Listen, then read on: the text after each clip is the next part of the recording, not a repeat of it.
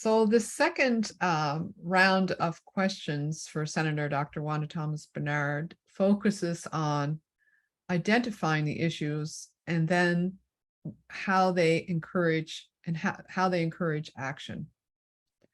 So at a recent event, I was sharing, it was an interprofessional health education event that I participated in, and there were a few physicians in this event and students. And notably, they said they were surprised to learn that African Nova Scotians may find it scary to visit a hospital.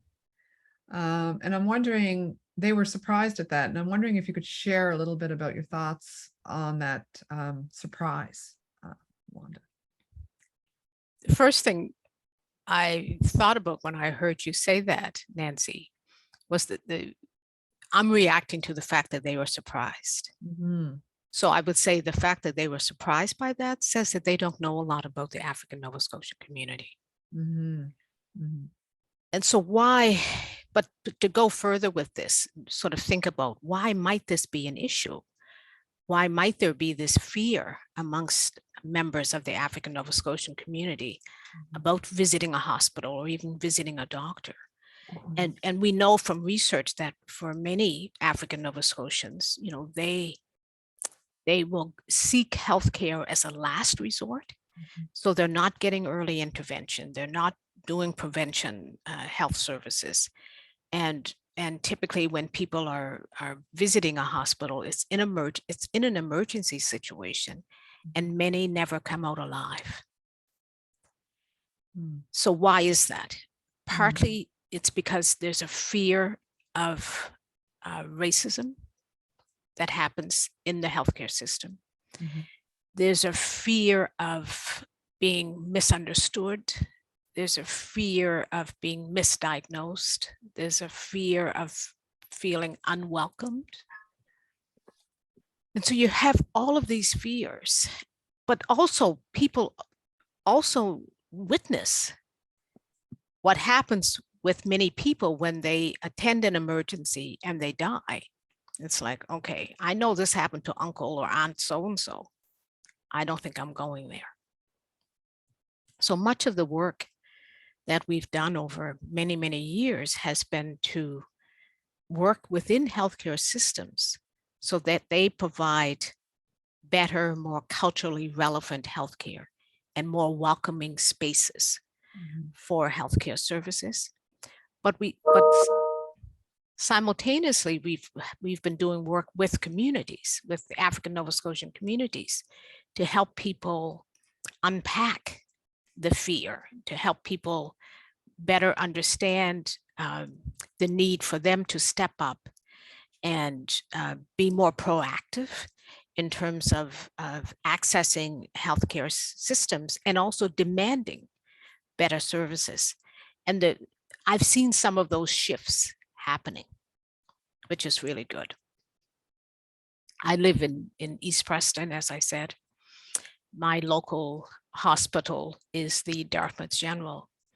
And yesterday, I participated in a telethon where I spoke about my experiences and my spouse's recent experiences as inpatients and outpatients. And I would say that healthcare setting has really been working very, very hard to do better, to be more culturally relevant, to be more culturally responsive. And, the Dartmouth General Hospital Foundation, as an organization, their job is to raise money for that institution. But we know that they raise some money to help us with this project. That's unheard of in the fundraising world. Fundraising bodies tend to fundraise for their own organizations, not for others. But they were so committed to the work that we were doing and so interested in learning more. And it's part of their whole journey to better understanding the African Nova Scotian experiences and how they can better support them. That's really great. It's very encouraging to hear positive experiences as we move towards better service. Our research project together started out in recognizing the gap in research related to the experiences of African Nova Scotians who were experiencing gender-based violence. And we wanted to address that gap by focusing on that in this research project. And what our findings have seemed to raise to the forefront ahead of the issue of gender-based violence is experiences of racism. And it seemed to me, looking at our findings, that the issue of gender-based violence really came a distant second. And I'm just wondering if you could say a little bit more about that from, why do you think that a primary focus on race and racism emerged over experiences of gender-based violence? I think it's largely because the racism is every day. Mm. The racism is everywhere. And there are few spaces to really talk about the racism that people are experiencing.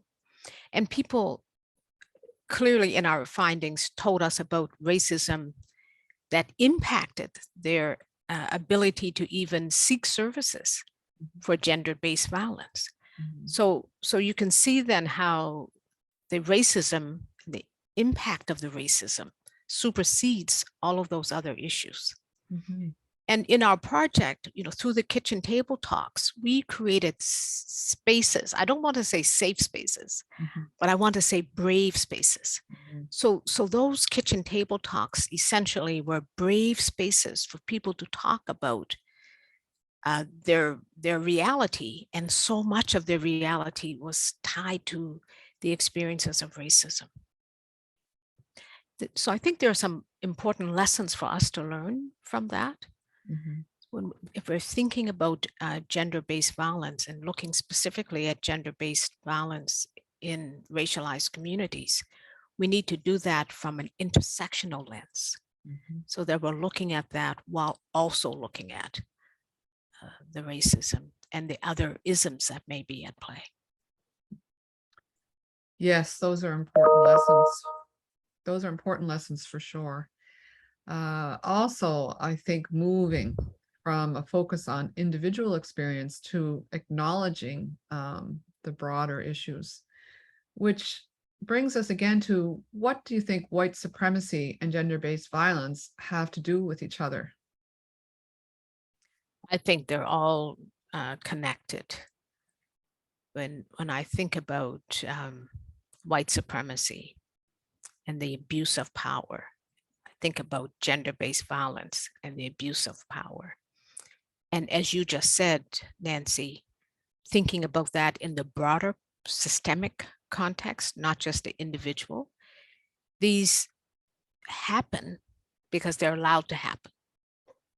They happen because systems send us messages that gender-based violence is really, it's okay. A lot of if you think about ourselves as consumers, a lot of what we consume is rooted in white supremacy and gender-based violence. But we don't unpack that. We don't spend enough time really understanding that. And therefore, are not addressing it. And if we don't get to the root causes of these issues, then we won't really address the issues. And I think your discussion and sharing have shown that these issues are complex, and yet at the same time, they point to the need to take action. And I know we've discussed the meaning of the word allyship, and that I also realize that in many ways that word has been contentious and there's been a lot of critique about it. But can you just share a little bit about how allyship, seen as a verb as opposed to a noun, has meaning? I think that the focus on allyship as a verb is really about that action piece. right? It's about, I like to think about allies stepping up, stepping in, leading the change that they want to see. And so it's an action piece as opposed to, you know, a more philosophical stance. So if we think about allyship, but thinking about how do you want to show up in the world? How do you want to show up as a person who's supporting this cause? What do you want to do? What's the action that you want to take? What are the actions that you're able to take? Sometimes people wait for others to take action. But I think it's important for us to all think about what we can do. I think we all have a role to play.